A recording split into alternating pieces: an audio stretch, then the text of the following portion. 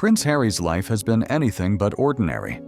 Born into the world's most famous monarchy, his path has been shaped by privilege, media scrutiny, family conflict, and an enduring quest for truth and self-identity.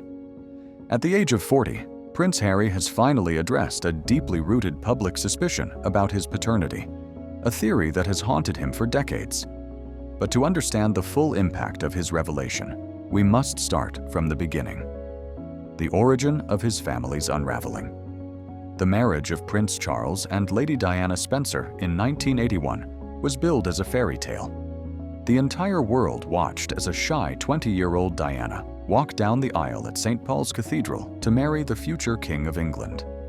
Their union appeared magical, filled with pageantry and hope, but the truth was far more complex.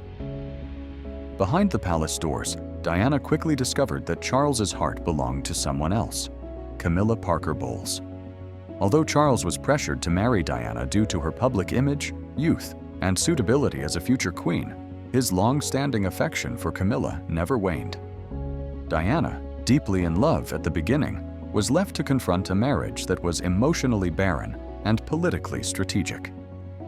The rift between Charles and Diana became more apparent with time.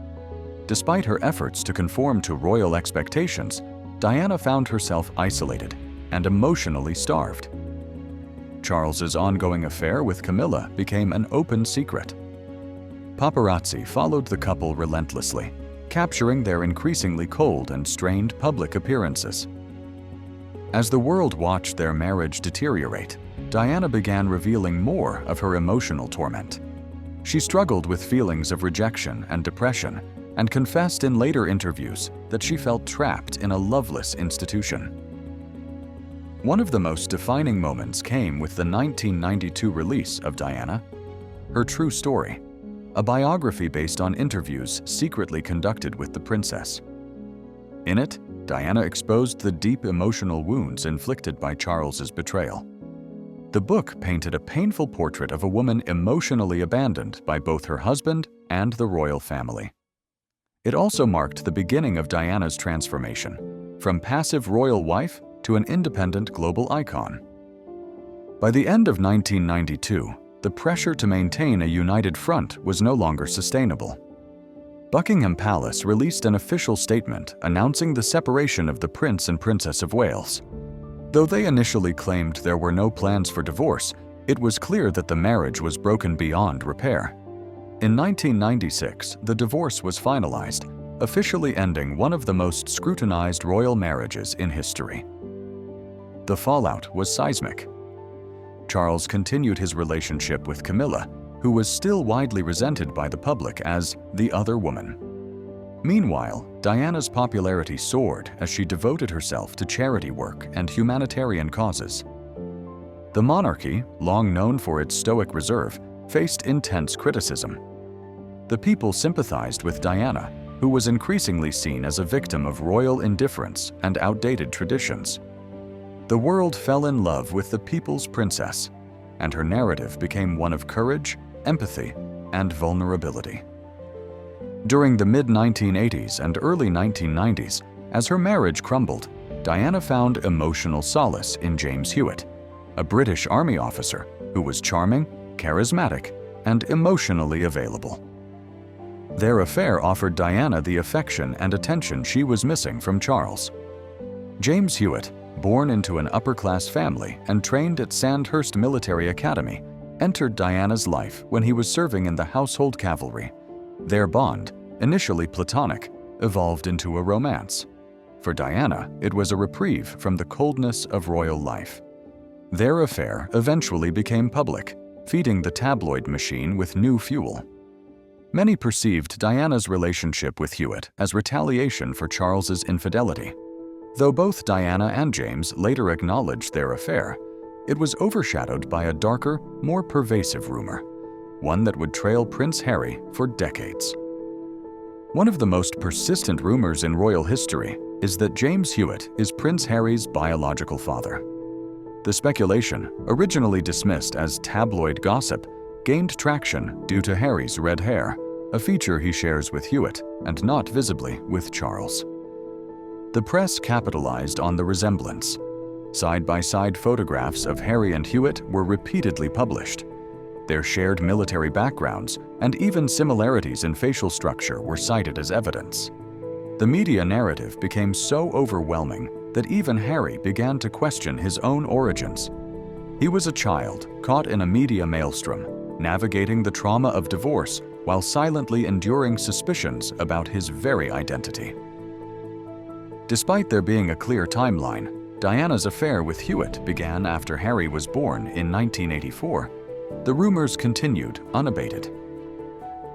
Prince Harry's upbringing was deeply affected by the chaos surrounding his family.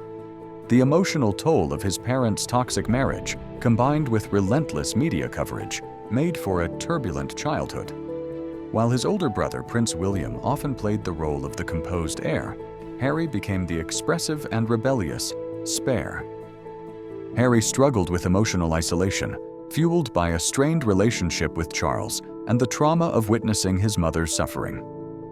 After the divorce, Diana remained a nurturing force in her sons' lives, but the pressure on her was immense. Her tragic death in 1997, when Harry was only 12, further shattered his sense of security and connection. The loss of Diana marked a turning point. From that moment, Harry became increasingly disillusioned with royal life. The very institution he was born into had, in his eyes, failed his mother. As Harry entered adolescence and adulthood, he continued to clash with the rigid expectations of the monarchy. He was portrayed in the media as the party prince, often involved in controversies, including wearing a Nazi costume to a party and engaging in physical altercations with paparazzi. These incidents, while criticized, were cries for help, manifestations of unresolved trauma. Despite his rebellious image, Harry also showed immense dedication when he joined the military. He served 2 tours in Afghanistan and rose to the rank of captain. The discipline of military life gave him purpose, camaraderie, and a break from royal duties. Still, the unresolved question of his paternity continued to haunt him. At public events, the whispers returned. In tabloid headlines and on social media, the speculation was relentless. Harry's marriage to Meghan Markle in 2018 signaled a shift. The couple sought to modernize royal traditions, embracing open discussions about race, mental health, and media accountability. Their departure from royal duties in 2020, dubbed Megxit, wasn't just a geographical move. It was a symbolic break from a system that Harry believed had failed both his mother and himself. Living in the United States, Harry began to speak more openly. In interviews with Oprah Winfrey and through his memoir Spare, Harry delved into his childhood trauma, his strained relationship with Charles and William, and the institutional apathy of the royal family. But it wasn't until recently, on the cusp of his 40th birthday, that Harry addressed the most painful rumor of all. For years, Harry lived under the weight of a false narrative, that he was the son of James Hewitt. Despite knowing internally that the timeline made it impossible, the external doubts were corrosive. In 2024, Harry finally chose to confront the issue head-on. He publicly declared, "Despite the media forcing this rumor, he's not my biological father, and it was easily proven." He added that Diana's affair with Hewitt occurred years after his birth, making the entire theory impossible. The paternity myth had been fueled not by fact, but by gossip and prejudice. Harry's statement was more than a factual correction. It was a liberation. It represented the breaking of a decades-long chain of speculation, shame, and psychological burden. By reclaiming his narrative, Harry finally found a way to silence the ghosts of his past. Despite the overwhelming evidence against the Hewitt theory, the media refused to let it die. The simplicity of the rumor, a forbidden love, a red-headed child, a royal scandal, was too juicy to resist. And the public, driven by tabloid culture, kept the story alive. For Harry, the damage was profound. Being the target of a rumor that questioned his very identity damaged his mental health and distorted public perception. His legal actions against publications that continue to circulate this falsehood are part of his broader fight against misinformation and character assassination. Today, Prince Harry stands as a symbol of modern royalty, one that is fallible, vulnerable, and willing to speak out. His story is not just about palace intrigue or royal protocol. It's about human pain, resilience, and the long road to personal truth. His decision to finally put the rumors to rest is not just a triumph of fact over fiction. It is a declaration of self-worth. He has refused to let lies define him, even when those lies were sanctioned by a complicit press and an indifferent institution. In telling his truth, Harry has become more than just a prince. He has become a voice for anyone who has ever been silenced, doubted, or misunderstood.